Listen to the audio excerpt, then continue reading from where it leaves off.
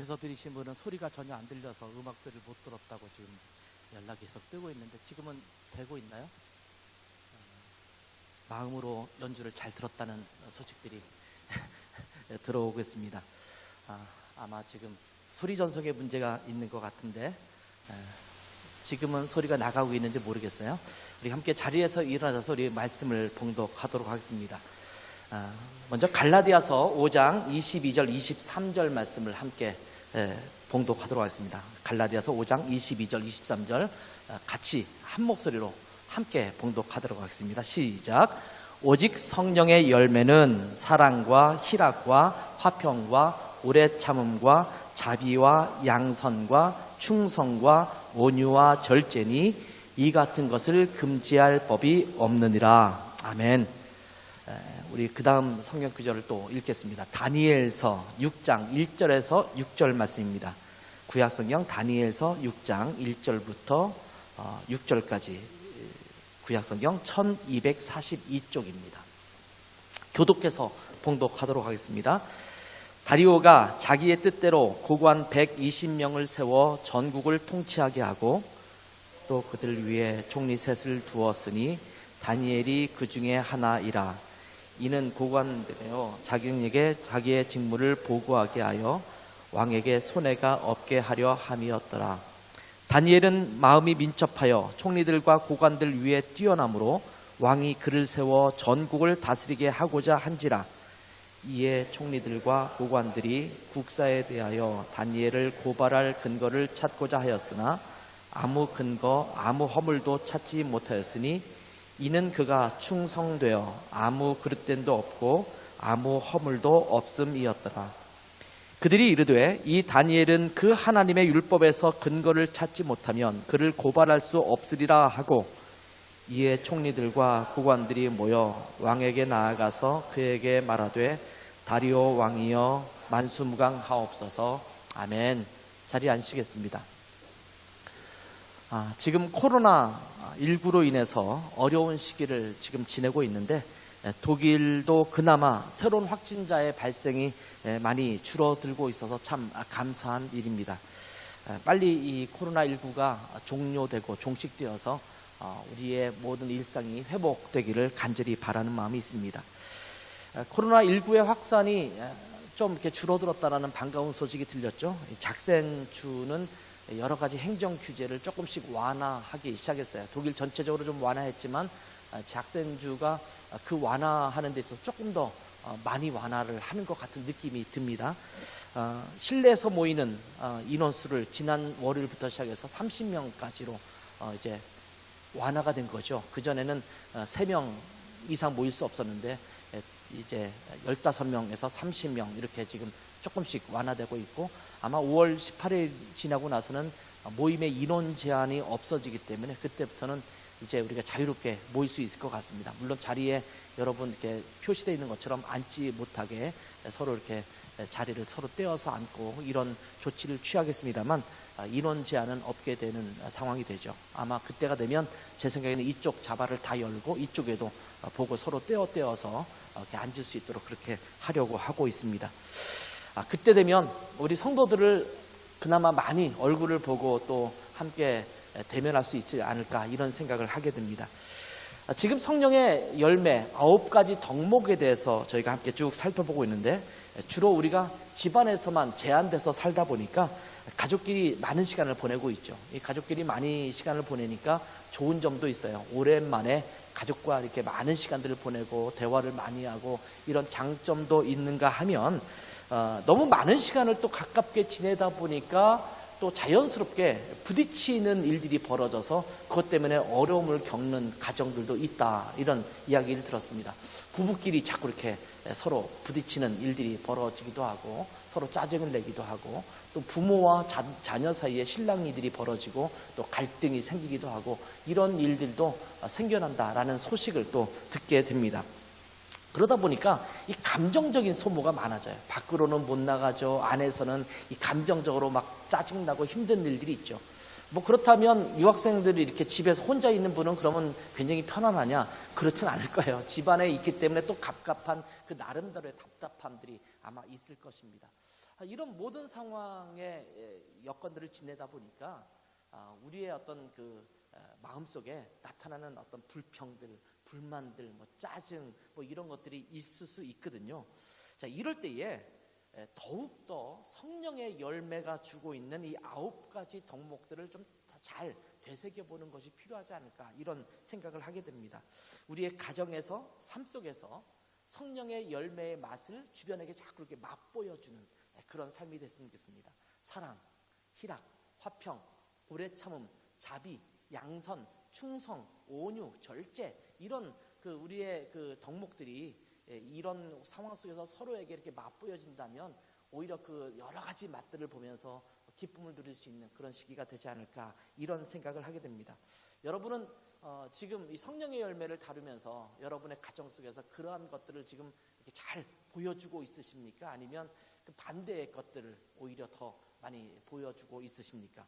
아마 여러분 성령의 이 9가지 덕목들을 잘 보여줄 수 있는 여러분 되시기를 주님의 이름으로 축원합니다.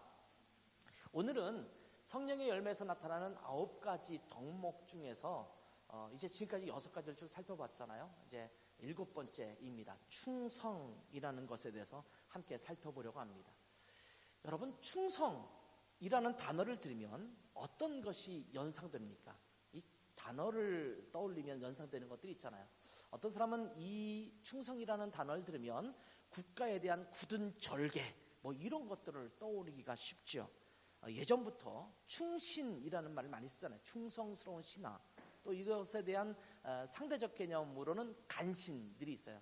간신에들은 배자를 많이 붙여서 간신배 뭐 이렇게 표현하기도 하는데, 간사한 신하, 이랬다 저랬다, 여기 붙었다 저기 붙었다 하는 신하를 간신이라고 말해요. 충신과 간신을 나눠요. 그러니까 나라에 대해서 굳은 절개를 갖고 있는 그런 모습, 이런 것들을 충성이라는 단어를 떠올리면 우리가 연상하게 됩니다. 그런가 하면 어떤 사람은 충성 그러면 군인을 떠올릴 수 있을 것입니다. 군대를 다녀오신 분들은 많이 알겠습니다만, 보통 경례를 할 때 구호를 붙이죠. 나라마다 또 부대마다 약간씩 다르기도 하는데 이 경례를 붙여요.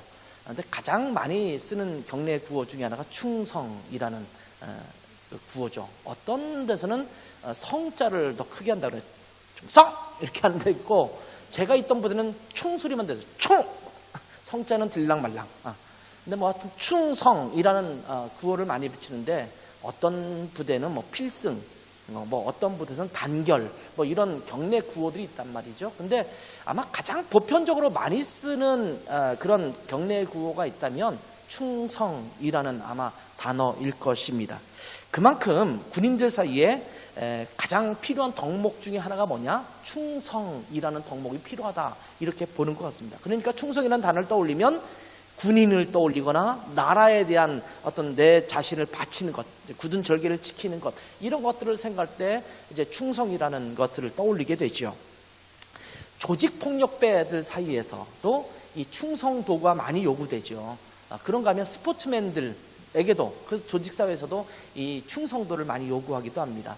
근데 이런 부분들이 잘못된 방식으로 또 요구되다 보니까 인권이 유린되는 현상도 있을 수 있기 때문에 충성을 맹세하거나 요구하는 것을 금기시하는 그런 경우도 생기죠. 그러니까 조직폭력배들이나 또 이 조직이 있는 그런 어떤 스포츠맨들 사이에서는 선후배 사이에 또 충성을 맹세, 뭐 이렇게 맹세를 쓰기도 하고, 뭐 이런 경우를 종종 보게 되기도 합니다. 그런가 하면 교회에서도 많이 쓰는 단어예요. 혹시 여러분 교회에서도 충성이라는 말 많이 들어봤죠? 충성하라 죽도록, 이 찬송에도 나와요. 충성하도록 죽도록 충성하래. 그것이 뭐 찬송가에나 나오는 게 아니라 성경에 나오는 거죠. 맡은 자에게 구할 것은 충성인데 너희가 죽도록 충성하라, 이렇게 말하고 있지 않습니까? 교회에서 어떤 직분을 요구할 때, 직분을 수여할 때 충성을 요구하고 하기도 합니다. 디모데전서 3장에 보면 집사의 직분을 받는 사람의 자격 요건을 쭉 열거합니다.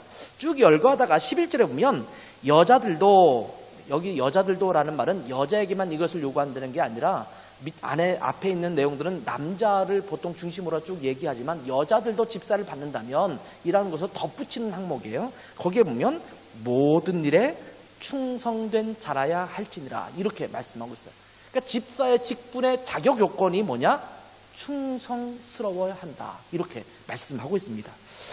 고린도전서 4장 1절과 2절에도 보면 그리스도의 일꾼에게 구할 자격 조건이 등장하는데 거기에도 보면 맡은 자에게 구할 것은 충성이다 이렇게 말하고 있죠. 그러니까 이런 말씀을 읽다 보면요, 충성이라는 단어를 떠올리면 우리가 뭔가 최선을 다해서 헌신하는 모습 이런 것들을 연상하기 쉽습니다. 여러분은 어떻습니까? 충성 그러면 정말 최선을 다해서 내가 헌신하고 내 자신을 드리는 것, 목숨을 초기처럼 버릴 수 있는 것, 뭐 이런 것들을 떠올리지 않습니까? 하나님을 위해서 순교할 각오를 가지고 최선을 다하는 것, 그래서 내 물질과 시간과 재능을 다 드리는 것, 이게 충성이라고 생각합니다. 나라를 위해서 목숨을 바쳐 헌신하고 또 교회를 위해서 하나님을 위해서 섬기는 것, 이것이 충성이라고 생각하는 겁니다. 그래서 충성이라는 단어를 들으면 한편으로 어떤 마음이 드냐면 조금 부담감이 생겨요. 교회 충성을 다해야지. 얘 충성 다해야죠. 근데 참 충성 다하려면 힘들겠네. 이런 마음이 드는 것이 사실입니다. 보통 교회에서 목사의 직분을 받거나 또 장로, 권사, 집사 등의 직분을 받을 때 충성의 요구가 빠지지 않습니다. 반드시 들어가요. 당신이 목사가 되려면, 장로가 되려면, 권사나 또 집사가 되려면 충성하시겠습니까? 이렇게 이야기를 하고, 뭐 패를 만들거나 아니면 무슨 임명장을 수여할 때 밑에 보면 맡은 자에게 구할 것은 충성이다. 이 성경 구절이 거의 들어가는 경우가 많거든요. 그러니까 교회에서 어떤 직분을 맡을 때 충성을 요구합니다. 그러니까 우리가 이 서약을 하면서 내가 집사를 받긴 하지만, 내가 목사가 되긴 하지만, 충성을 내가 요구받는구나, 이 충성을 해야 된다는 것에 대한 이 부담감이 있기가 쉽거든요. 그런데 이 성령의 열매, 이 충성이라는 단어가 들어갔단 말이죠. 이 덕목이 들어갔단 말이죠.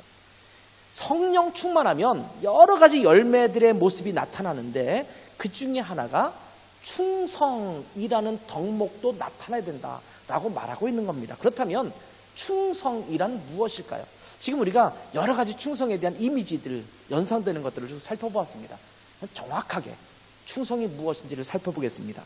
이미 말씀드렸다시피 충성이라는 단어는 내가 속한 단체나 또 나보다 상급자나 윗사람에게 최선의 헌신을 보여주는 태도라는 느낌을 갖기가 쉬운 단어입니다. 그래서 충성을 다한다라고 말하면 뭔가 열심을 내고 상대방을 위해서 어떤 것이라도 순종하고 복종하는 태도, 이것을 연상하기가 참 쉽습니다. 물론 충성이라는 단어에 그러한 의미가 없는 것은 아닙니다. 그런 의미가 내포되어 있습니다. 한국어 충성이라는 단어를 국립국어원의 표준국어 대사전을 찾아보면 뭐라고 나와 있냐면 진정에서 우러나오는 정성, 특히 임금이나 국가에 대한 것을 이른다, 이렇게 나와 있어요. 한국말 충성은 이런 의미예요. 진정에서 우러나오는 정성. 둘 다 부담스러워요. 진정도 부담스럽고 정성도 좀 부담스러운데 진정에서 우러나오는 정성에, 근데 특별히 나라나 아니면 임금님 이렇게 드리는 충성을 말한다 이렇게 얘기하죠. 그러니까 윗사람이나 국가에 대한 것들로 보여지고 있습니다. 근데 이 단어를요, 한자어로 보면 참 재미있는 풀이가 될 수 있습니다. 충자를 보면 마음 심자 위에 가운데 중자가 써 있어요. 그러니까 마음의 중심이라는 거예요. 충이라는 게 뭐냐? 마음의 중심에 내가 섬겨야 될, 내가 충성을 다해야 될 그 사람이 있는 거예요. 충이 뭐냐? 내 마음에 그 사람이 있는 거예요. 그것도 정 가운데 늘 그 사람이 중심이 되는 거예요. 이게 충입니다. 내가 아내에게 충을 한다, 내 남편에게 충을 한다 그러면 내 남편이 내 마음의 가운데 있는 거예요. 내 아내가 내 마음 가운데 있는 겁니다. 이것이 충이라는 단어예요. 상대방을 내 중심에 두는 거예요. 그 사람이 우선순위가 되는 거죠. 이게 충입니다. 성자를 보면 여기 보면 말씀원자에다 보면 옆에 이룰 성자를 쓰고 있는 것을 보게 되죠. 말씀을 이루는 거예요. 내가 한 이야기를 이루는 거예요. 내가 했던 말을 그냥 말할 때는 잘 말했다가 뒤에는 어기고 약속 지키지 않고 이렇게 하는 것이 아니라 내가 한 말은 반드시 지키는 것, 이것이 성이라는 단어의 뜻입니다. 그러니까 내가 한 말을 그대로 이루고 성취하는 것을 말하는 거죠. 보통 우리가 국회의원 선거라든지 대통령 선거를 하면 공약을 내고 그러지 않습니까? 내가 대통령이 되면, 내가 국회의원이 되면 이런 일을 하겠습니다. 이렇게 말하는데 많은 사람들이 이것을 공약, 우리가 한 가지 이게 함께 공이라는 공자를 안 쓰고 많은 사람이 빌공자로 해석을 해요. 쓸데없는, 비어있는, 터무니없는 그런 약속이다. 뭐 이렇게 해석을 하기도 하거든요. 왜? 말을 했는데 지키지를 않거든요. 그런 일이 있어서 공약이라는 말 쓰는 거예요. 근데 진정한 신실함 또 충성도가 있는 사람은 내가 한 말을 반드시 지키는 것, 이것이 성이라는 단어예요. 그러니까 충성이라는 단어는 뭐냐면 상대방이 내 마음에 있는 거예요. 상대방을 내 마음의 중심에 두고 내가 말한 것, 내가 약속한 것을 끝까지 지키는 것, 이것이 충성이라는 단어의 한자어의 풀이입니다. 근데 참 재밌는 것은 이 한자어로 풀이한 내용이 성경에 말하고 있는 충성의 의미와 같아요. 아주 기묘하게 같아요. 어떤 분은 한자어 풀이하면서 혹시 이 글자를 만든 사람이 성경을 잘 아는 사람이 아닌가 이렇게 생각하기도 하거든요. 그런데 그런 것처럼 이 충성이라는 한자어도 상대방을 내 마음의 중심에 두고 내가 했던 말을 끝까지 지켜나가는 것, 이것이 충성이라는 단어라는 거예요. 오늘 함께 읽은 성령의 열매의 9가지 덕목에 나오는 충성이라는 단어도 헬라어로 우리가 살펴봐야 되잖아요. 신약성경이 헬라어로 쓰였으니까 헬라어 단어를 보면 오늘 그 본문에 나오는 단어는 피스티스라는 단어가 쓰여져요. 피스티스라는 단어가 쓰여지는데 이것의 원형은 피스토스라는 단어예요. 우리가 이 신실, 또 충성, 믿음, 여러 가지 말이 다 똑같은 이 단어에서 나오는 거거든요. 여러분, 이 단어는 헬라어 중에서 여러분이 좀 기억할 만한 단어입니다. 피스토스라는 말이에요. 영어의 성경에 보면 faithfulness라는 말이 쓰여지는데 이 faithfulness, faithful이라는 말이 피스토스랑 어감이 좀 비슷하지 않습니까? 그러니까 피스토스와 faith라는 말은 사실은 같은 아마 어근에서 같이 기록되지 않았는가 이런 생각을 하게 되지요. 이 말은 충성스러운, 신실한 또는 믿을만한 이런 여러 가지로 번역되고 있습니다. 독일어 성경에는 트로이에라는 말이 쓰여지고 있습니다. 충실, 신실, 신의, 정절 이런 단어들을 의미하는 것이 이제 트로이에라는 단어로 쓰여지고 있는데 어떤 단어든지 제가 보니까 여러 성경을 쭉 찾아보면서 독일어를 봤거든요. 거의 대부분 10중 8구 트로이에라는 단어가 쓰여집니다. 한국말은 믿을만하다, 미쁘다, 신실하다, 신뢰할 만하다, 충성한다 이런 단어로 번역되어 있는 것이 독일어는 다 똑같이 굉장히 쉬워요. 그냥 트로이에 이 한 단어로 쓰여졌고, 그런데 이것이 헬라어도 똑같습니다. 한 단어로 쓰여져요. 거의 한 단어로 쓰여지는데 그게 뭐냐면 피스토스라는 단어에서 어근만 변화가 되는 그 단어로 사용되고 있는 것을 보게 됩니다. 이 피스토스라는 단어를 히브리 단어로 찾아라면 에무나라는 단어가 쓰여지고 있는데 이 에무나라는 단어의 뜻이 이런 겁니다. 하나님의 흔들리지 않는 견고함, 불변하심, 흔들리지 않는 것, 변하지 않는 것. 그러니까 내가 했던 말을 한 번 했던 말을 바꾸지 않는 것을 말하는 거죠. 이 단어를 우리가 한국 성경에서 굉장히 많이 또 번역된 다른 단어가 신실이라는 단어입니다. 그러니까 신실이라는 단어와 충성이라는 단어는 같은 의미라고 보시면 돼요. 근데 왜 성령의 열매에서 충성이라는 단어로 번역을 했는지는 잘 모르겠어요. 이건 제 개인적인 생각입니다만 성령의 열매에서 굳이 이 단어를 번역한다면 신실이라는 단어가 더 낫지 않았을까? 라는 생각을 하게 되는데 아마 교회나 나라를 위한 충성을 요구하려는 마음 때문에 이것이 이렇게 번역되지 않았을까 이런 저 혼자만의 생각을 갖고 있습니다만 신실이라는 단어가 훨씬 더 나은 것 같은 생각이 듭니다. 아무튼 이 피스토스, 에무나 이런 단어는 한국말로 번역될 때 충성, 신실, 믿음이라는 다양한 단어가 사용되기도 하고 순 우리말로는 미쁘다라는 말로 쓰여지기도 합니다. 고린도후서 1장 18절에 보면 하나님은 미쁘시니라. 우리가 너에게 한 말은 예 아니고 예하고 아니라 함이 없노라 이렇게 말하죠. 미쁘다라는 말이 믿을만하다, 독일어 성경에도 마찬가지죠. By their Troje Gottes라고 써 있어요. 트로이에라는 단어가 쓰여지고 있습니다. 그러니까 하나님은 믿을만한 신실하신 그런 분이시다, 이렇게 말씀하고 있는 거죠. 이것이 동일하게 영어 성경에는 페이스풀로 그냥 번역되어 있습니다. 그리고 이 단어도 헬라어로 그냥 피스토스라는 단어가 그대로 쓰여지고 있는 것을 보게 됩니다. 이 충성은요, 변함이 없이 언제나 굳건한 한 가지의 태도를 유지하는 것, 이것을 의미합니다. 언제나 변함이 없어요. 한 태도를 갖고 있는데 변함없이 그 태도가 끊임없이 초주일간 유지되는 것을 말하는 겁니다.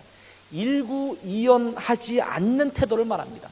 처음과 끝이 동일한 태도를 갖고 있는 것을 말합니다. 처음에 가졌던 마음이 변하지 않는 태도를 말하는 것입니다. 그래서 어쩌면 가장 많이 이 충성이라는 단어와 혼용될 수 있는 단어를 찾는다면 신실이라는 단어를 사용할 수 있다는 생각이 듭니다. 보통 한국어 어감에서는요, 윗사람이나 또 어떤 나라나 이런 조직을 대해서 말할 때는 충성이라는 단어를 사용하고, 대등한 관계나 아랫사람이거나 이럴 때는 보통 신실이라는 단어를 좀 더 많이 사용돼요. 근데 요 정도 차이는 있지만 사실은 이 단어는 같은 의미의 내용을 갖고 있습니다. 신실이라는 단어를 사용하면 어감이 좀 달라지죠. 국가에 신실하다, 남편에게 신실하다, 아내에게 신실하다, 이 말을 충성으로 바꿔보세요. 남편에게 충성한다, 아내에게 충성한다, 이 느낌과 아내에게 신실하다 좀 다르죠. 주님께 신실하다, 교회에 신실하다, 이것과 또 주님께 충성한다, 주님께 또 교회에 충성한다, 어느 말이 조금 더 부담스러워요? 충성이 조금 부담스럽죠. 근데 속지 마세요. 똑같은 단어입니다. 똑같은 의미를 갖고 있는 것입니다. 그래서 이 충성이라는 말은 믿을 만한 성품을 가리키는 것입니다. 누구를 향해서 이 사람은 신실해 라고 말하면 그 말은 무슨 말이냐면 이 사람은 믿을 만해, 신뢰할 만해, 이런 의미 아니겠습니까? 신뢰할 수 있을 만한 성품을 갖고 있는 것, 이게 신실입니다. 언제나 변함없어서 한결같은 모습이 있기 때문에 믿을 만한 것입니다. 그래서 충성과 신실은 서로 같은 말이에요. 그러면 이거 상대적으로 어떤 것이 신실하지 않느냐? 내 감정의 변화에 따라서 이랬다 저랬다는 것은 신실하지 못한 겁니다. 어떤 직장에서 상사에게 결제를 받으러 갈 때 이런 질문을 종종 할 때가 있잖아요. 비서나 누구에게 오늘 사장님 마음이 좀 어때? 기분이 좀 어떠셔? 기분이 좋을 때 결제 서류를 가져가면 이렇게 대충 훑어보고 사인해주고 열심히 해봐 이러는데, 기분이 좀 안 좋을 때, 이럴 때 결제 서류를 가져가면 꼼꼼히 살펴보고 괜히 트집 잡아서 이따위로 결제 서류를 가져왔어? 이렇게 내던지는 사람이 있을 수 있잖아요. 그런 사람은 신실하지 않은 사람이에요. 그러니까 이 사람에게는 그 사람의 기분에 따라서 아랫사람이 대처해야 돼요. 힘들죠. 오늘 사장님이 부부싸움 한 것 같으네, 얼굴 표정이 안 좋아, 그러면 서류를 오늘 결제하지 않고 내일로 미루는 거죠. 근데 오늘 좀 굉장히 기분 좋다 그러면 막 서둘러 빨리빨리 결제를 만들어서 결제서를 올리는 것. 그 사장님은 신실하지 않은 거예요. 그렇게 회사가 운영되면 그 회사는 신실하지 못한 상태가 되는 겁니다. 상황에 따라 마음이 달려지는 것, 이것도 신실하지 못하는 겁니다. 이런 상황이 되면 내가 예배에 참석하고, 저런 상황이 되면 나 예배 참석 안 하겠다, 이런 게 아니라 나는 예배에는 언제든지 참석하겠다, 이게 신실한 거거든요. 뭐 예배에 참석한다는 것은 본당에서 함께 드리냐, 뭐 집에서 온라인 예배도 드리냐, 이것과 관계없이 내가 예배에 참석하는 것을 말하는, 예배를 드리는 것을 말하는, 어떠한 상황에도 정한 마음을 그대로 굳건하게 유지하는 것, 이것이 충성스러운 사람의 모습입니다. 자기의 이익에 따라 달라지지 않는 것을 말합니다. 이것이 신실한 사람이에요. 충성은 언제나 변함없이 굳건해서 믿을 만한 성품, 이것이 바로 신실, 충성된 사람이라는 겁니다. 여러분 어떻습니까? 기분에 따라서, 감정에 따라서, 상황에 따라서 이랬다 저랬다 그렇게 하시는 분이에요? 아니면 내가 한번 했던 말이기 때문에 끝까지 지켜나가고 한번 가졌던 태도를 끝까지 갖고 있는 태도를 갖고 있습니까? 여러분 결혼할 때 혼인서약을 하죠. 혼인서약을 할 때 옛날에 그런 말 많이 썼어요. 검은 머리가 팥불이 될 때까지 상대방이 아플 때나 건강할 때나 또한 뭐 여러 가지 상황에서도 변함없이 사랑할 것을 서약합니다. 이렇게 말하잖아요. 근데 우리는 그렇지 못할 때가 많거든요. 결혼하고 나면 상황에 따라 바꿔요. 근데 상대방에 대해서 불평과 불만을 갖는 이유가 뭡니까? 상대방이 나에게 뭔가 태도가 달라진 것 같아요. 상대방이 나에게 이렇게 안 해주면 나도 너한테 그렇게 못해. 이거는 신실하지 못한 겁니다. 상황이 바뀌었어도 문제가 있어도 동일한 태도를 갖고 있는 것이 신실한 거거든요. 그러니까 누구랑 결혼해야 되느냐? 이 신실성을 갖고 있는 사람과 결혼해야 돼요. 약속을 깨지 않는 사람. 그래서 끝까지 지켜나갈 사람. 이 사람을 향하는 것이 신실하다고 말하는 거예요. 한 번 마음에 갖고 있는 것을 끝까지 변함없이 유지하는 것입니다. 자, 그런데 하나님은 우리에게 먼저 이 충성에 대한, 신실에 대한 덕목을 말씀하시기 전에 우리를 향해서 신실함을 보여주셨습니다. 그러니까 하나님이 먼저 우리를 신실하게 대해주신 것입니다. 하나님께서 우리를 향한 신실함을 무지하게 강조하고 있거든요. 하나님은 우리에게 충성하십니다. 여러분, 신실이라는 단어를 충성으로 바꾸니까 좀 이상하죠? 하나님이 우리에게 충성을 다해? 하나님은 우리에게 충성하세요. 보통 저는 이제 반려견이나 아니면 그런 걸 잘 키우지는 않아요. 제 아내도 별로 좋아하지도 않고 저도 이렇게 좀 귀찮아요. 이게 나 먹고 살기도 힘든데 강아지 키우고 고양이 키우는 것 돌보는 게 힘들어요. 어디 여행 가려면 그것도 다루기도 힘들고 이렇게 잘 안 키워요. 근데 여러분, 반려견을 키우거나 뭐 고양이를 키우거나 이런 사람들을 보면 자기 강아지에게 충성을 다해요. 그렇잖아요. 마음의 중심에 강아지가 있어요. 언제든지 그 강아지가 굶지 않도록, 문제가 되지 않도록 그렇게 살피고 그렇게 하지 않습니까? 그러니까 어떤 때 보면 가정에서 문제가 생기는 일이 종종 벌어지기도 하는데, 어떤 일 때문에 문제가 벌어지면 엄마가 있는데 그 딸이 있거나 아들이 있어요. 근데 아들과 딸보다 강아지를 더 챙기는 것 때문에 집안에 문제가 생기는 경우가 있더라고요. 그래서 그런 거 가지고 이렇게 방송 같은 데 나와서 불평을 얘기하는 그런 프로그램도 여러 번 봤거든요. 그 한두 개가 아니에요. 굉장히 많은 가정이 그래요. 내 자식은 별로 안 챙겨주는데 강아지는 지극정성으로 챙겨주는 거예요. 뭐예요? 충성을 다하는 거예요. 내 강아지한테 충성을 다하는 거예요. 신실하다는 걸 넘어서 충성을 다하는 거예요. 근데 하나님이, 우리는 강아지라는 말이 아닙니다. 하나님께 우리는 강아지다 이런 의미는 아니에요. 그런데 하나님이 우리를 향해서, 인간을 향해서 그렇게 충성을 다하시는 분이에요. 근데 성경은 그 단어를 충성이라는 단어로 한국말 성경에는 안 써 있고 신실하다 이렇게 사용되고 있는 것을 보게 됩니다. 진심으로 우러나오는 정성으로 우리를 대하시는 분이 바로 하나님이십니다. 여러분, 우리가 하나님의 속성을 이야기할 때에 자주 언급되는 것 중에 하나가 불변하시는 하나님, 변치 아니하시는 하나님이거든요. 사무엘상 15장 29절을 볼까요? 이스라엘의 지존자는 거짓이나 변개함이 없으시니 그는 사람이 아니시므로 결코 변개하지 않으심이니이다. 하나님은 변개하지 않으신다. 바꾸어서 변화되지 않는 것, 이것이 변개거든요. 그분은 마음을 바꾸시는 분이 아니에요. 변하지 않는 분이라고 말씀하고 있는 겁니다. 이 말은요, 사울이 자기 욕심을 위해서 범죄했을 때, 이렇게 뭐 다 이렇게 버리고 진멸하라고 했을 때 막 제사 드리겠다고 남겨놓고 막 그랬지 않습니까? 그때 사무엘이 이 사울을 꾸짖으면서 하시는 거예요. 너 이제 하나님이 널 버렸다. 그러니까 사울이 좀 한 번만 봐주세요. 그렇게 얘기할 때 사무엘이 하는 말이에요. 하나님은 변개하지 않는 분이시다. 그 마음의 태도를 바꾸지 않을 거다. 이렇게 말씀하시는 거예요. 신명기 7장 9절에 보면 그런즉 너는 알라 오직 내 하나님 여호와는 하나님이시오 신실하신 하나님이다. 이렇게 말합니다. 그러면서 그의 언약을 이행하시는 분, 말씀하신 약속을 지키시는 분으로 하나님을 소개하고 있습니다. 민수기 23장 19절에도 보면 하나님은 사람이 아니시니 거짓말을 하지 않으시고 인생이 아니시니 후회가 없으시도다. 어찌 그 말씀하신 바를 행하지 않으시며 하신 말씀을 실행하지 않으시랴. 이렇게 말씀하고 있어요.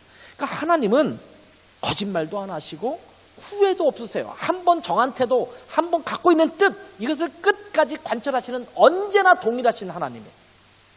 그러니까 하나님 때문에 우리가 시험에 들 때가 별로 없어요. 왜냐하면 하나님은 언제나 그 자리에 똑같은 모습으로 우리를 대하시는 하나님이기 때문입니다. 우리의 주님이신 예수 그리스도도 신실하신 분이라고 성경은 얘기하죠. 히브리서 13장 8절에 보면 예수 그리스도는 어제나 오늘이나 영원토록 동일하시다, 이렇게 말씀하고 있습니다. 어제나 오늘이나 언제나 같은 모습을 갖고 있다라는 거예요. 우리 하나님은 신실하신 분이십니다. 그렇기에 하나님은 믿을 수 있는 분이에요. 마치 무당을 찾아가듯이 우리의 신적인 존재가 기분이 좋은가 나쁜가, 기분이 막 수틀리면 이 땅에 번개도 내리고 태풍도 몰아치고 이렇게 하시는 그런 분이 아니라 똑같은 하나님의 뜻을 갖고 계시고 동일한 하나님의 뜻을 기준으로 삼고 우리를 향하신 하나님의 사랑이 있으신 그런 분이십니다. 이런 하나님께서 우리에게 충성을 요구하시는 거예요. 하나님이 먼저 우리에게 신실하셨어요. 그 신실하신 하나님의 속성이 우리 가운데 들어오는 겁니다. 여러분, 성령의 9가지 열매라고 했을 때 이 9가지의 덕목들은요, 전부 하나님의 속성이에요. 그리고 예수님의 속성이에요. 예수님의 속성이 우리 가운데도 드러나도록 하는 거거든요. 이 신실함을 우리 가운데 요구하는 겁니다. 그런데 하나님은 우리에게 하나님께만 충성을 요구하지 않습니다. 하나님께도 충성을 요구하지만 하나님께만이 아니에요. 한번 따라해 볼까요? 하나님은 우리에게 전방위적 충성을 요구하십니다. 이 전방위적이라는 말이 좀 어려워요. 어려운 단어 중에 하나예요. 뭐 다 이해할 수 있는 말이겠지만 어렵기도 해요. 요즘은 리더십에 대한 얘기할 때도 전방위적 리더십 이런 말을 많이 써요. 이 전방위적이라는 말은 무슨 말이냐면 모든 방향을 향해서 열려져 있는, 모든 방향을 향하는 이라는 거예요. 아마 라틴어를 통해서 되지면 옴니 디렉지오날레 이런 독일어로 썼죠. 알레 리스퉁엔이란 말 쓸 수 있어요. 모든 방향을 향해서 열려져 있는, 이런 독일어로 따지면 알레 리스퉁엔 이런 말 쓸 수 있거든요. 이것이 전방위적이라는 거예요. 우리가 보통 옛날에도 리더십을 얘기할 때 리더십은 윗사람이 아랫사람을 향해서 행사하는 것이 지도력이라고 본다고 했어요. 근데 전방위적 리더십이라는 말은 무슨 말이냐면 내 아랫사람이 윗사람을 대할 때도 이것을 리더십을 선한 영향력이라는 말로 해석할 때 그렇게 사용하기도 하거든요. 근데 이 충성이라는 것도 마찬가지라는 거예요. 보통 충성 그러면 나라를 향해서 내가 충성을 다하고 또는 윗사람을 향해서 내가 맹세를 다해서 헌신을 다하고 이런 것들만 우리가 충성이라고 생각하지만 하나님은 하나님께 충성을 다하는 것은 물론이거니와 전방위적 모든 일을 향해서 충성스러운 삶을 살아라, 이렇게 우리 가운데 요구하는 겁니다. 그래서 성령의 열매로 충성이라는 덕목을 주신 거예요. 이 충성이라는 덕목을 주셨을 때는 하나님께만이 아니라 모든 사람을 향하여 그러한 성품으로, 그러한 덕목을 가지고 대하라, 이렇게 말씀하고 있는 겁니다. 우리에게 신실하신 하나님께 충성하는 것, 이거는 그래도 쉽습니다. 왜냐하면 높으신 분이잖아요. 지존자시잖아요. 그분께 내가 충성을 다하는 것은 내가 아랫사람으로서 피조물로서 당연하다, 이렇게 우리는 생각할 수 있습니다. 하나님께 충성을 다하라고 하면 그렇기 때문에 수긍이 됩니다. 우리를 창조하신 하나님, 그분께 충성을 다한다는 것이 얼마나 맞는 말입니까? 인정할 수밖에 없지요. 그런데 문제는 하나님은 하나님께만이 아니라 모든 사람들에게 충성을 다하라, 이렇게 말씀하고 있습니다. 여러분 주변에 있는 사람을 한번 둘러보세요. 좌우에 있는 사람, 뒤에 있는 사람, 그 사람에게 인사하셔야 돼요. 충성. 네. 이 말은 뭐냐면 내가 당신에게 충성을 다하겠습니다. 좀 웃기게 들리죠.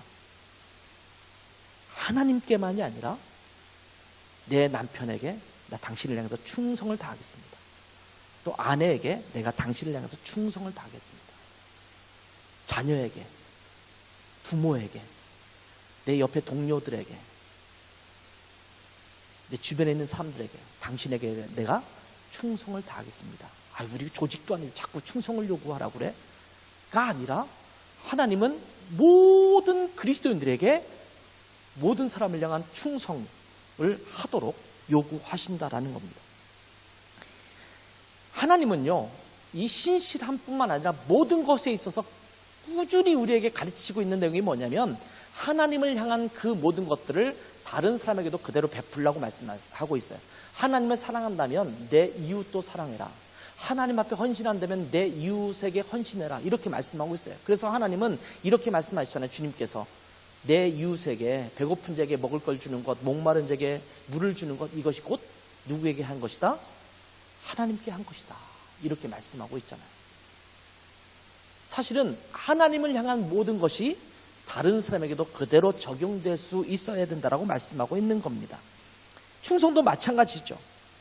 하나님은 하나님을 향한 충성을 보실 때 하나님께만 충성한 것을 충성으로 보시는 것이 아니라 모든 이들을 향한 충성, 모든 이들을 향한 신실함을 통틀어서 보시면서 아, 이 사람은 충성되구나, 신실하구나, 이렇게 보신다라는 말씀입니다. 민수기 12장 7절을 보면 하나님께서 모세를 향해서 이렇게 말씀하십니다. 참 모세는요, 복받은 자예요. 보니까 하나님께서 이 모세를 대하는 태도가 좀 남달랐어요. 질투날 만큼 남달랐어요. 이렇게 이야기합니다. 내 종 모세와는 그렇지 아니하니 그는 내 온 집에 충성함이라. 이 말이 어디서 나오는 거냐면 이제 다른 선지자들과 비교합니다. 다른 선지자를 통해서도 환상도 얘기해주고 말씀도 주지만 그런 선지자들과 모세는 다르다, 이렇게 하면서 이 얘기하시는 거거든요. 이 모세에 대한 불평이 생겼을 때 하나님께서 이렇게 말씀하시는 거예요. 그러면서 그 뒤에 보면 내가 친구처럼, 친구를 대함같이 모세와 얘기하고 있다, 이렇게 얘기하시는 장면, 그 전에 나오는 말씀이에요. 그러면서 뭐라고 하냐면 그는 달라. 근데 왜 다르냐, 그 이유를 설명하면서 이렇게 말씀하고 있어요. 그는 내 온 집에 충성함이라. 여러분, 이 말이 이런 말이 아니었어요. 모세는 나에게 충성을 다해, 이 말이 아니라 그는 내 온 집에 충성을 다해, 이렇게 이야기하고 있는 겁니다. 이 온 집, 이 뭡니까? 그 당시는 이스라엘 공동체입니다. 이스라엘 공동체에게 충성을 다하는 신실한 모세의 모습을 얘기하는 겁니다. 오늘의 상황으로 아마 이야기한다면 교회 공동체를 이야기하는 것이겠죠. 교회 공동체를 향해서 신실함, 충성됨을 갖고 있었다라는 겁니다. 모세는 하나님께만 충성된 것이 아니라 모든 이스라엘 백성들을 사랑하는 마음으로 마치 자기가 회개할 자인 것처럼 이스라엘 공동체를 향한 충성을 갖고 있었다라는 겁니다. 느헤미야 7장 2절에 보면 니에미야가 예루살렘 성벽을 모두 재건한 이후에 예루살렘을 다스릴 지도자를 선정합니다. 여기 보면 하나니와 하나냐, 이 두 사람을 지도자, 예루살렘의 지도자로 세우게 되는데 그 지도자를 세운 이유에 대해서 말씀해주고 있어요. 그거 보면 하나냐는 충성스러운 사람이요 하나님을 경외함이 무리 중에서 뛰어난 자다, 이렇게 말합니다. 그를 지도자로 세운 이유, 첫 번째, 그는 충성된 사람이다. 두 번째, 하나님 경외하는 것을 아주 잘하고 있다, 이 얘기예요. 사실은 충성과 하나님을 향한 경외는 같은 맥락에서 떨어지는 거예요. 하나님을 향한 충성이 하나님을 향한 경외입니다. 근데 이것이 모든 일에 충성하는 것으로 나타나고 있음을 보여주고 있습니다. 오늘 성경 본문 중에 보면 다니엘서 6장을 읽었잖아요. 이 메대의 다리오 왕 때에 다니엘은 총리의 직분을 갖게 됩니다. 총리를 한 사람 세운 게 아니라 여러 사람을 세웠어요. 여러 사람의 총리 중에 한 명인데 너무나 잘해요. 일을 잘하다 보니까 이 다리오 왕이 이 다니엘을 전국을 다스리는 총리로 세우려고 합니다. 그러니까 총리 중에 으뜸이게 되는 거죠. 우리도 무슨 교육부 장관 총리 뭐 있고 뭐 이게 있지 않습니까? 여러 총리가, 경제부 총리가 있고 이게 있는데 그 중에 국무총리가 있지 않습니까? 최고의 그 총리 중에서 수장을 맡고 있는 사람이 국무총리 아닙니까? 그런 것처럼 아마 다니엘을 여러 총리 중에 가장 높은 수석 총리로 삼으려고 했던 것 같아요. 그런데 그렇게 마음을 먹으니까 다른 총리들이나 다른 그 고관 대작들이 질투가 난 거예요. 아니, 다니엘은 유대 사람인데 이 메대라는 나라에 와서 어떻게 저 사람이 우리나라의 총리가 된다는 거야? 그것도 가장 높은 총리가 된다는 거야? 말도 안 되지. 정치인들이 늘 하는 방식을 이 사람들도 합니다. 뭐라 하냐면 이 다니엘의 흠집을 찾습니다. 허물을 찾습니다. 허물을 찾고 또 찾았는데 털어서 먼지 안 나는 사람이 없는데 이 사람은 먼지가 안 나오는 거예요. 그래서 속상해합니다. 그러면서 뭐라고 이야기를 하냐면 이 사람은 하나님을 섬기는 것 가지고 트집을 잡지 않으면 다른 것은 트집 잡을 게 하나도 없다. 이렇게 말하면서 그 문제를 걸고 넘어가죠. 그러면서 뭐라고 얘기하냐면 왕에게 뭘 제시하냐면 이 땅에 다리오 왕에게 말고 다른 신이나 다른 사람에게 뭐 기도를 하거나 간구를 하면 이 사람을 사자굴에 던지는 그런 벌을 내리면 좋겠습니다. 다리오 왕이 기분이 좋잖아요. 내가 이 나라의 왕인데 나만 섬기고 나에게만 기도하고 일단 굉장히 기분 좋은 얘기거든요. 그 사인을 쫙 했어요. 전국에 다 배포가 됐는데 다니엘이 그 사인 된 것을 알고 있음에도 불구하고 하나님께 늘 기도하는 그 마음을 하나님께 저버릴 수 없잖아요. 하나님을 향한 충성하심이 있었거든요. 그러니까 기도하는 시간마다 예루살렘을 향한 문을 열어놓고 창문도 그것도 닫지 않고 문을 활짝 열어놓고 기도를 하는 거예요.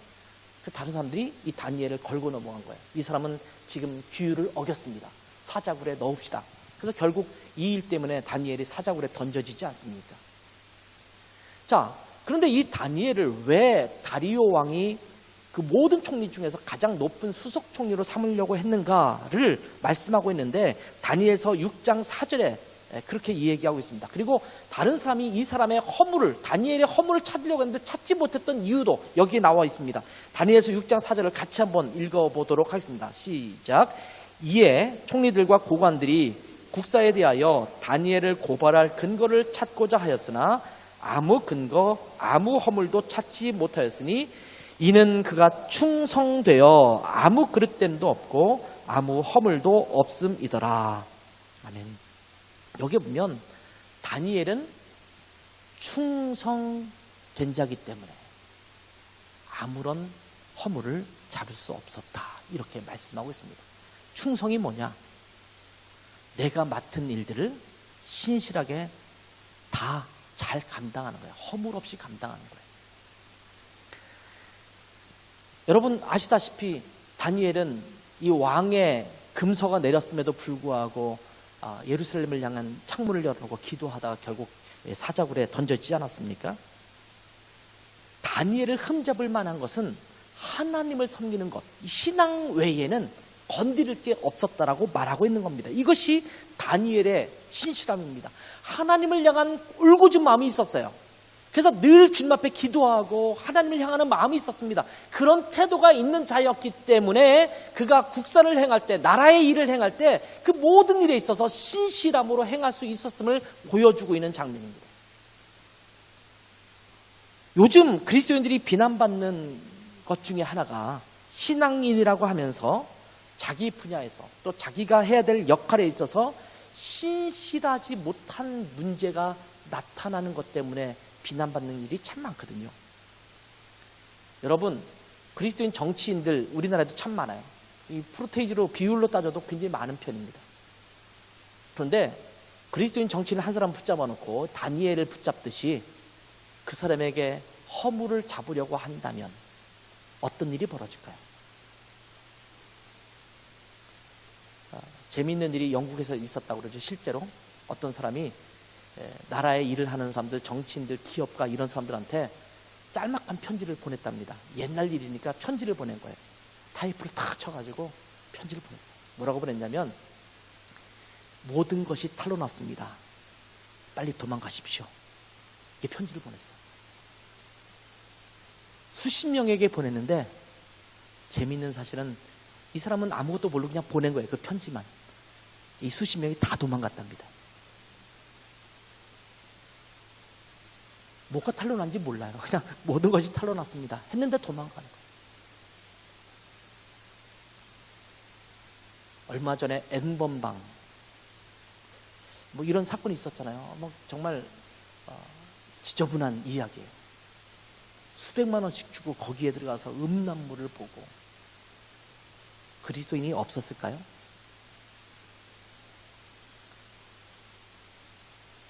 그걸 다 공개한다고 치면 모든 것이 탈로 났습니다 이렇게 편지를 보내면 아마 도망갈 사람들도 많이 있었을 거예요.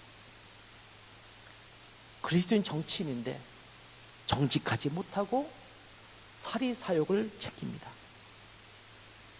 그리스도인 사업가인데 눈속임을 하고 꼼수에 능합니다. 그리스도인 직장인인데 직장에서 자기의 업무를 제대로 감당하지 못합니다. 그러면서 맨날 교회를 가야 된대요. 교회 직장에서는 지질이 일도 못하면서 제대로 책임감을 다하지 못하면서 교회 일은 열심히 내는 것처럼 또 책상 앞에 앉아가지고 뭔가 자꾸 교회 일 부둥켜 안고 일하고 있으면 그 사람을 보는 다른 사람들은 그 사람을 신실하게 여기지 못하는 거예요.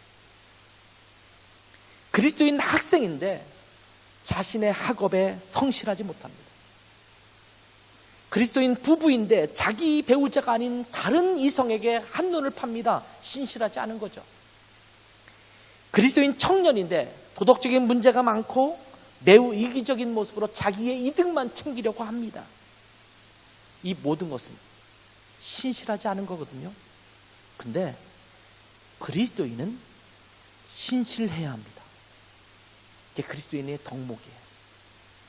그리스도인은 정직해야 되고 신실해야 되는 거예요. 근데 안타깝게도 지금 말씀드렸다시피 굉장히 많은 그리스도인들에게서 이 신실함을 찾아볼 수 없다라는 게 속상한 시대입니다.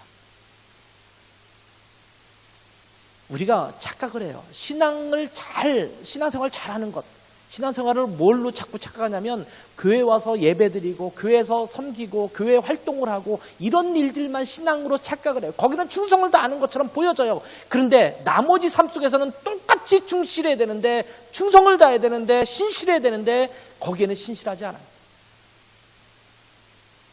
만약 여러분이 열심히 공부했는데 4점을 맞고 5점을 맞는다면 저는 그걸 그냥 그래 뭐 어쩔 수 없이 너의 능력이 그런데 어떡하겠니 이렇게 할 수 있겠어요. 그런데 만약 여러분이 성실하지 못하기 때문에 그 점수를 받는다면 그런 가슴에 손을 얹고 회개하셔야 돼요. 그래서는 안 되는 거예요. 여러분이 이 땅에 살고 있으면 이 독일 땅을 향한 신실함이 있어야 돼요. 독일에서 제시하는 규율이나 법칙이나 원리들 잘 지키는 것을 우리가 해야 돼요. 그게 신실함이에요. 한국에서 내가 살고 있다면 한국 국민이지 않습니까? 대부분은. 한국 국민이 아니신 분도 여기 여러분 있긴 합니다만 제 첫째 아들 비롯해서 한국 국민이 아니죠. 아닌 사람도 여러분 있지만 한국 사람으로서 한국에게 신실해야 돼요.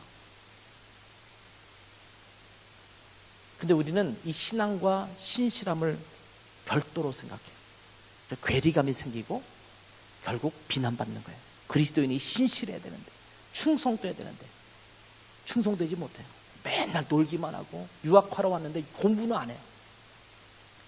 1년, 2년, 3년씩 어학을 하는데 늘지 않아요. 아까도 말씀드렸지만 열심히 했는데 못 느는 건 저는 그냥 오케이.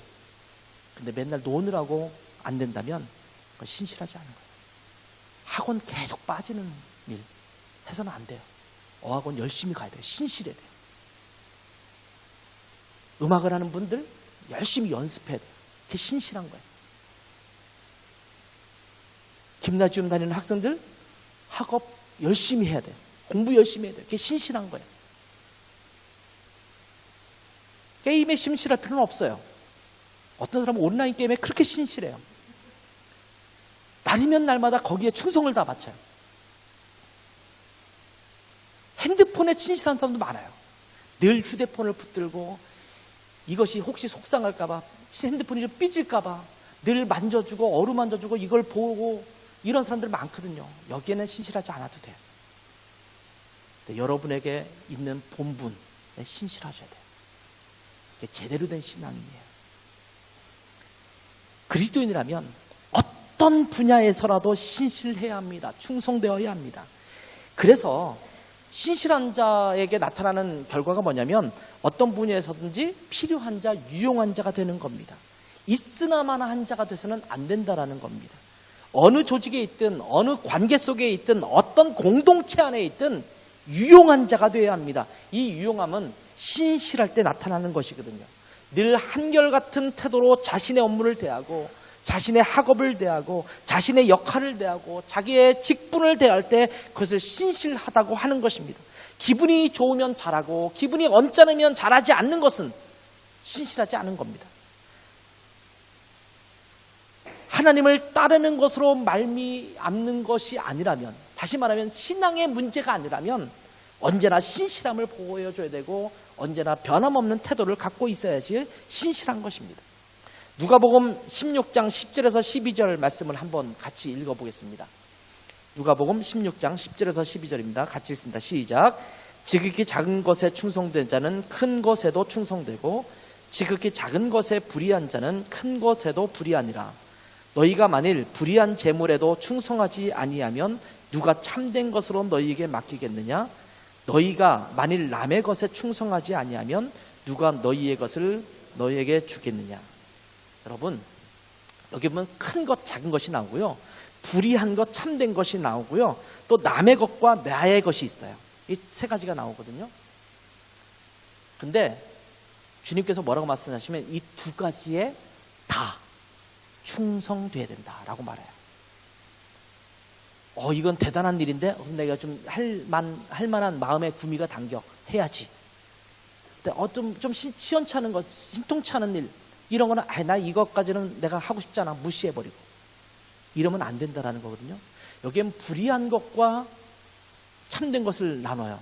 여기 불의한 청지기에 대한 얘기를 좀 이 예화 속에서 하고 있는 건데 이 사람은요 불의한 것을 여러분 이 나쁜 것, 악한 것 이렇게 이제 생각하시면 안 돼요. 여기서 말하는 건 뭐냐면 오늘날 우리가 생각하는 표현으로 말하면 세상적인 것과 교회적인 것, 거룩한 것을 나누는 것에 대한 문제예요. 예를 들면 여러분이 직장 가서 직장 생활하는 것을 세속적이라고 생각하는 경우 있거든요.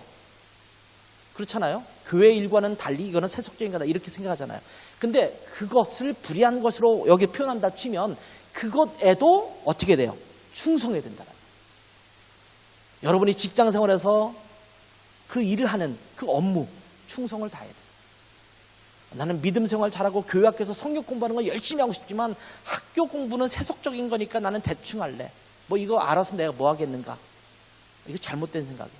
열심히 공부해야 돼요. 그리고 남의 것에도 충실해야 되고 내 것에도 충실해야 돼요. 남의 것 충실해봤자 나에게 이득이 안 오는데 라고 생각하지 말고 그 일에도 충성해야 된다는 거예요. 그러면서 뭐라고 말씀하고 있습니까? 큰 일이나 작은 일이나 불의한 것이나 참된 것이나 남의 것이나 내 것이나 어떤 것에도 동일한 태도를 가지고 충성을 다하라. 이것이 하나님이 우리에게 요구하시는 충성이에요.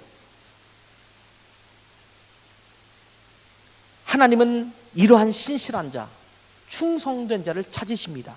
디모데전서 1장 12절에 보면 하나님께서 내게 직분을 맡기시는 이유를 한 가지로 설명하고 있는데 그게 뭐냐면 충성되이 여기셨기 때문에 직분을 맡겼다 이렇게 말씀하고 있습니다. 이러한 하나님께서 신실한 자를 찾으십니다.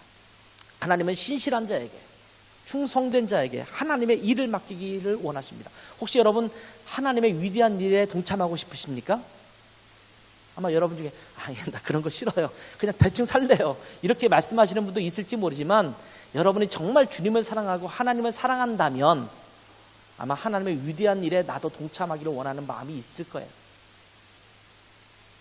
꿈과 비전 가지고 막 열정을 갖고 있는데 그 사람의 삶이 형편없다면 신실하지 않다면 하나님은 그 사람을 사용하지 않습니다. 그러니까 여러분이 학생이면 학업에 신실해야 되고 여러분이 직장인이면 직장 생활에 충실해야 되고 여러분의 가정과 여러분의 자녀를 돌보는 것, 여러분의 남편, 여러분의 아내, 주변에 있는 사람들에게 신실해야 되는 거예요. 그런 사람을 하나님이 찾으시는 거예요. 우리가 하나님의 위대한 일을 쓰임받기 원한다면 기분 좋을 때는 마음에 들 때는 열심히 뭔가를 하다가 뭔가 마음에 뒤틀리면 마음에 들지 않으면 모든 것을 놓아버리는 것, 그런 신실하지 못한 마음을 보여서는 안 된다라는 거예요. 나 힘들어요. 그러니까 나 안 할래요. 요즘은 내가 좀 힘이 나니까 좀 할래요.가 아니라 힘들 때도 하고 안 힘들 때도 해야 되는 거예요. 그게 신실함이에요. 옛날 저 초등학교, 중학교, 고등학교 다닐 때 우리 부모님, 우리 때 부모님이죠. 라떼는 말이야. 라떼. 그때는 제가 골골해서 기침 나고 막 감기 걸리고 그래도 부모님이 뭐라고 하셨냐면 죽더라도 학교 가서 죽어 이랬어요. 학교 가서 죽으래요. 어떻게 자녀한테 빠지지 말라는 거죠. 근데 그 당시는 개근상 받는 게 굉장히 대단한 거라고 했거든요. 다른 건 못해도 개근상, 학교 빠지지 않고 다니는 것. 독일에 보니까 안 그러더라고요. 감기에 걸리면 내가 왜 왔어? 그러고 쫓아내고 이러더라고요. 근데 한국은 안 그랬어요. 죽더라도. 근데 그걸 뭘 요구하는 거냐면 근실함, 성실함, 이 신실함, 충성을 요구하는 거거든요. 내 상태에 따라서 뭔가를 바꾸는 게 아니라 내가 죽을지언정 이라는 말이 나오는 거예요. 죽을지언정 내가 해야 된다라는 거예요. 그래서 어떤 분은 책 제목을 그렇게 썼더라고요. 예배에 목숨을 걸어라. 여러분, 예배에 신실하다는 건 뭐냐면 상황에 따라 내 예배 상황을 바꾸는 게 아니에요. 어떻게든 내가 예배에 가서 참석하고 예배하는 거예요. 아까도 말씀드렸지만 이건 장소의 문제는 아니에요. 어떻게든 하나님께 예배하는 시간을 갖는 거예요. 하나님은 이러한 자를 찾으시는 거예요. 그렇지 않은 자들은 하나님이 뭔가를 맡기기가 어렵거든요. 시편 101편 6절을 한번 같이 읽어보도록 하겠습니다. 시편 101편 6절 시작. 내 눈이 이 땅에 충성된 자를 살펴 나와 함께 살게 하리니 완전한 길에 행하는 자가 나를 따르리로다. 아멘. 여기 보면 하나님이 함께 살고 싶어하는 사람, 살고 싶어한다라고 표현했지만 함께 행하며 함께 지내며 하나님의 사역에 동참하기를 원하는 사람에 대해서 뭐라고 말하냐면 내 눈이 이 땅에 충성된 자를 살핀다. 내가 그를 보고 그를 잡아서 하나님의 일에 사용하기를 원한다 말씀하시고 있는 겁니다. 여러분은 충성되십니까? 여러분은 신실하십니까? 내가 하나님께는 내 신실하고 충성됩니다. 이런 한 부분만 말고 전방위적으로 하나님께는 물론이거니와 모든 것들에 대해서 신실하십니까? 신실하다는 게 모든 일을 무조건 다 해야 된다는 말은 아니에요. 그건 지혜롭지 못한 거고 내게 맡겨진 내 역할, 내 직분이 있잖아요. 내 자리가 있잖아요. 내가 그 일에 신실한 거예요. 아빠는 아빠로서 아빠의 자리에서 신실해야 되고 남편으로서 아내로서 신실해야 되고 자녀는 자녀로서 신실해야 되고 목사는 목사로서 집사는 집사로서 또 교수는 교수로서 학생은 학생으로서 그것에 신실해야 되잖아요. 그런 의미에서 여러분은 지금 신실하냐는 거예요. 하냐고 묻는 겁니다. 어학을 하고 있다면 지금 신실하십니까? 남편으로서 아내로서 신실하십니까? 학생으로서 신실하십니까? 이 질문을 지금 하고 있는 거거든요. 여러분의 감정과 여러분의 생각과 여러분에게 주어진 상황에 따라서 여러분의 태도가 늘 바뀌어진다면 그것은 신실하지 않은 겁니다. 충성되지 않은 것입니다. 신실하고 충성된 것은 무엇이냐면 내가 그렇게 하기로 결심했기 때문에 변하지 않고 그대로 행하는 것입니다. 내가 하나님 앞에 이렇게 서약했습니다. 헌신했습니다. 결단했습니다. 그러면 어떤 상황에도 내가 그렇게 하겠습니다. 라는 것이 신실해요. 내가 학생으로 공부를 하기 시작했다면 내가 그 공부를 하겠다라는 결단을 한 거거든요. 그럼 그것에 신실해야 되죠. 변하지 말아야 되죠. 내가 집사로서 직분을 받았다면 내가 그 일을 하겠다고 하나님 앞에 내 자신을 드린 거거든요. 그럼 그것에 신실해야 되죠. 목사도 마찬가지고 자녀도 마찬가지고 어떤 분야에서든지 내가 결심했기 때문에 끝까지 그 일을 하는 것이 신실한 거예요. 내 상황에 따라서 내 마음에 따라서 내 감정의 뒤틀림에 따라서 바뀌면 그건 신실하지 못한 거예요. 물론 하나님 보시기에 명백하게 잘못된 것들이 있다면 그런 것에 헌신될 수 있잖아요. 결단한 적이 있을 수 있잖아요. 그건 돌이켜야 되죠. 그건 회개해야 되죠. 근데 그렇지 않은 것에 대해서는 언제나 변함없이 굳건한 태도로 자신의 진정한 마음을 담아서 정성을 다하는 것, 이것이 충성이며 신실함입니다. 성령 충만음으로 인해서 이러한 신실함, 충성됨을 내 안에 채워서 하나님을 향해서 또 다른 사람을 향해서도 늘 신실함을 보일 수 있는 복된 하나님의 사람들이 되기를 주님의 이름으로 축원합니다. 기도하겠습니다. 하나님 아버지, 하나님은 충성된 자를 찾으시고 이 충성스러운 삶을 위해서 우리 가운데 성령의 열매를 허락하셔서 이 충성을 맺게 하심을 감사합니다. 하나님, 늘 하나님 앞에 우리 자신이 내어 맡겨짐으로 말미암아 성령의 열매인 신실함, 충성됨을 저희가 얻게 도와주시고 그것을 통해서 늘 주님 앞에 영광을 돌릴 수 있는 저희들 되게 도와주시옵소서.